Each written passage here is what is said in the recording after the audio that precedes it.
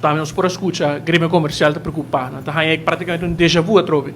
Já passar, não está tendo suficiente informação agora do nós estamos passando luna de março, já nós introduzir lei aqui novo em luna de junho, e nós estamos mirando ainda informação e que dia e que tempo lo trata a lei aqui no Parlamento. Como Ministério de Comércio também, como você mira o desenvolvimento? Não, me quer, mas sempre visto aqui input do setor privado é sumamente importante. Tanante no no final do dia tá se aangifte BBO tanante sa com negócio tadrei, dus na input tá vai agora tomado em consideração e por vista de o com ainda nos conceito tá dentro sua afronding, dus nota assina que lei tá canando caba, agora que lei tá aqui da clave, tá quedando claro e agora lo há seu momento também para o setor privado dona seu input. Me quer é sumamente importante para o setor privado há seu espaço para dar input de lei aqui para sobre no final do dia ele vai afetar com o setor privado tá facturando um BBO com não tá se negócio e nós mesmo evitar que essa aqui também de forma que causa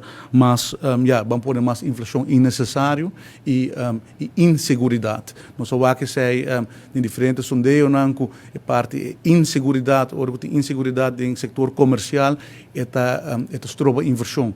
Comerciante não nota invertir, pessoa não sabe com algo também workout, que também tem consequência, então é importante para o grêmio não há na participação disso aqui, me saco de contato estreito, of uma petição não poni e saque não seguramente também guardo honra.